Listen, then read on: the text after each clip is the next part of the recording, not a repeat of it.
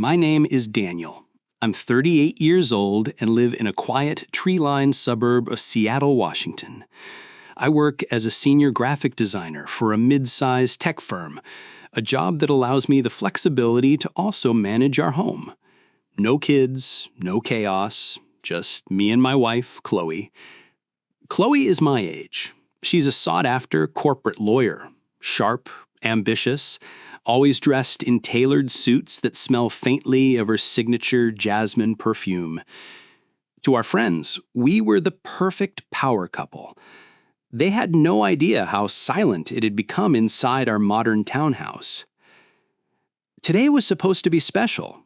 October 18th, our 10th wedding anniversary. I'd taken the afternoon off, I'd sourced the specific, hard-to-find ingredients for her favorite dish, coq au vin, and picked up a bottle of Burgundy that cost more than my weekly grocery bill. I'm a decent cook, but I poured everything I had into this meal. I polished the silver, set the table with our fine china, and arranged a centerpiece of deep red dahlias, her favorite. By 7 p.m., the townhouse was filled with the rich, comforting aroma of wine and herbs. I'd changed into a crisp shirt, run a hand through my hair, and sat down to wait. I was sure she'd be home. 8 o'clock. I lit the candles. 9. I texted. Dinner's ready. Hope you're on your way. No reply. 9:45. I called. It went straight to voicemail. At 10:20 p.m., my phone buzzed with a single email from Chloe. Swamped. Major merger closing. Don't wait up. We'll celebrate this weekend. I set the phone down. The candles were pools of wax. The coq au vin was a dry, congealed mess in the pot. I stood in the soft glow of the dining room lights, still holding the stupid linen napkin I'd folded for her. I didn't yell, but something in my heart, a faithful, patient thing, finally cracked. The next morning, I went to work as usual, radio silence from Chloe. By noon, a cold dread was pooling in my stomach. I called her office. Her assistant sounded flustered. She said, "Oh, Mr. Evans, Chloe transitioned out last week. She said she was taking some personal time." Transitioned out? Memories flipped through my mind like a deck of cards. The late nights, the work trips, the new, more expensive perfume. It wasn't about work. She had chosen to vanish, and I, her husband of 10 years, was the last to know. I drove home, my knuckles white on the steering wheel. I pushed open the door to our pristine home. It felt different. Hollow. I walked to her walk-in closet. A glaring empty space. Her favorite Valentino heels were gone. The expensive suit bags, half of them missing. "Chloe?" My voice echoed. She was in the bedroom, not with a suitcase, but with garment bags and a large hard-shell rolling case. She was carefully placing jewelry into a velvet case. "What are you doing?" I asked, my throat tight. She didn't even startle. She just looked at me, her expression one of mild irritation, as if I were a delivery guy who'd gotten the wrong address. "Daniel, you're home early." "Where are you going?" I repeated, stepping into the room. "Boston," she said, her tone clinical, final. "I've accepted a partnership at a new firm." I froze. You quit your job? You didn't tell me?" Instead of answering, she reached into her briefcase and pulled out a sleek, legal-sized envelope. She placed it on the bed. "This will explain everything." I opened it. The top document was a petition for divorce. I stared at the words until they blurred. "Chloe, what is this?" She finally stopped packing and looked at me, her expression one of mild irritation. She said, "You're no longer the husband I need, Daniel." "What are you talking about?" I gasped. "You're content," she stated, as if it were a disease. "You're happy in your little design job, puttering around the house, cooking. You have no ambition. You don't challenge me. You don't fit the life I'm building anymore." I gripped the papers. I supported your career every step of the way. I managed this house so you could work 80-hour weeks. I was always here. Exactly. You are always here. A real partner pushes you to be more, not just maintains the home front. She zipped her case with a definitive sound. My new apartment is ready. My things will be sent for. Don't make this difficult. I moved to block the doorway. 10 years, Chloe. That's it? No discussion? I've discussed it with my lawyer. That's enough, she said. Then she brushed past me, her shoulder hitting mine. She didn't look back. The click of the door was the sound of a vault sealing shut. I sank onto the bed, the divorce papers crumpling in my hands. 2 days later, the building HOA called. Mr. Evans, we've received a termination notice for your lease. The co-signer has requested a full release. What did she say? I whispered. Just that she no longer resides at the property and the remaining occupant will vacate. That night I went through our files. The furniture, the electronics, the art, almost everything was purchased under my name, with my credit. She had only taken her clothes, her jewelry, and herself. I didn't sign the papers right away. They sat on my desk for a week. The silence in the house was deafening. On Saturday, I got a notification for a college alumni mixer. I'd paid for the tickets months ago, imagining us going, a solid unit against the backdrop of other people's midlife crises. Now it was just me. I almost didn't go. But I looked in the mirror, saw the man Chloe had dismissed, and put on a clean jacket. I went not to socialize, but to prove to myself I could still walk into a room alone. The event was at a rooftop bar. I felt awkward until a warm voice called my name. Daniel? Dan Evans? I turned. It was Sarah. She'd been a literature major, always buried in a book. Now she had laugh lines around her eyes and a calm, steady presence. I almost didn't recognize you, she smiled. You were always the one who could actually draw in art class. We found a quiet corner. She was a freelance editor, divorced for 2 years, sharing custody of a sweet, rambunctious 8-year-old boy. When she asked about Chloe, I said, We're divorcing. No sugarcoating. She just nodded. I'm sorry, she said. And it sounded genuine, not pitying. Then she asked about my design work, and I was quietly grateful. Driving home, an old song came on the radio. You can't always get what you want. And it hit me. All those years I told myself, Chloe's driven, I need to be supportive. Her success is our success.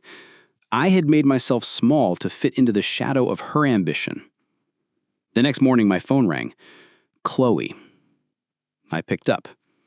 The lease is terminated at the end of the month. You need to be out, she said. No greeting. You don't think you should ask if I have a place to go? I asked, my voice surprisingly steady.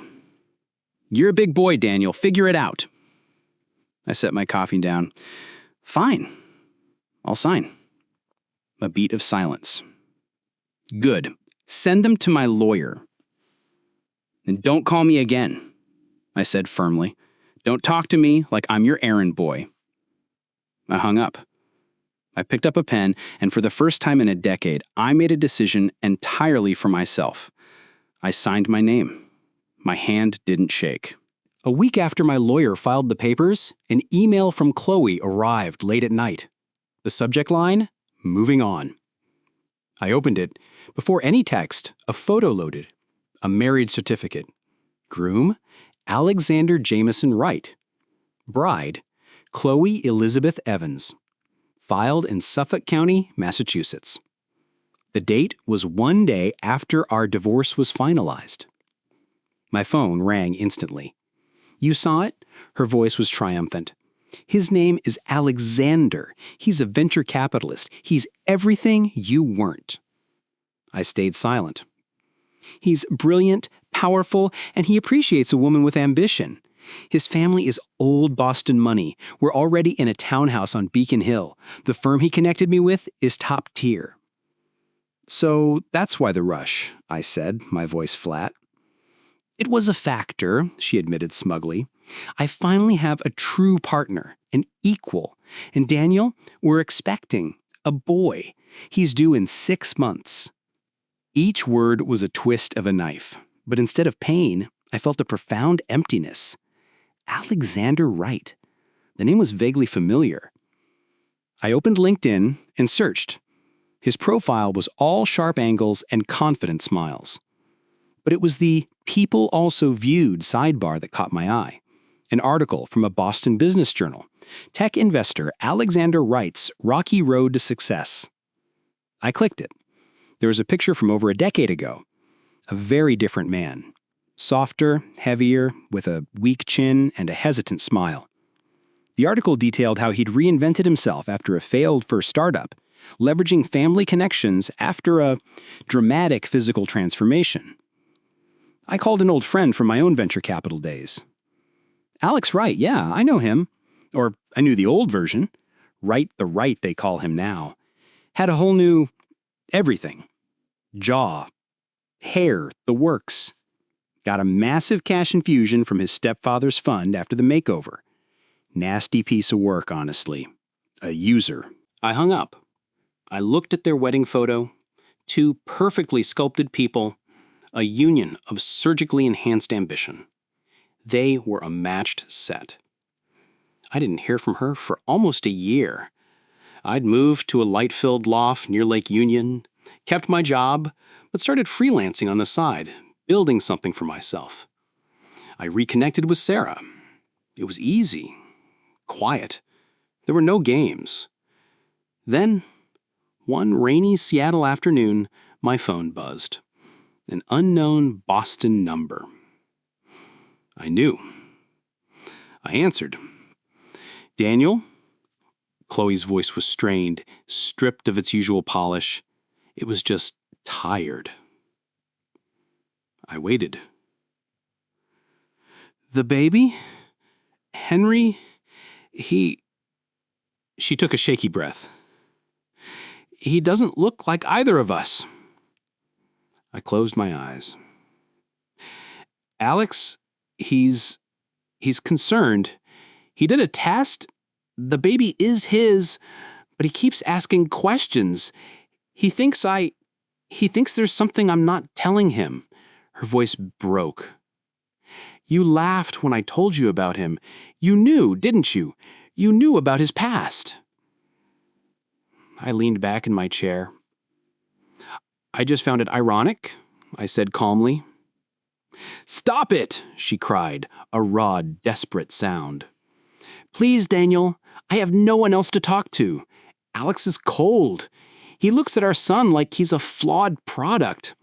He says the baby has unfortunate genetics. She was sobbing now. Why doesn't he look like us? Do you remember your college yearbook? I asked softly. Silence. I was packing up the townhouse. I found it.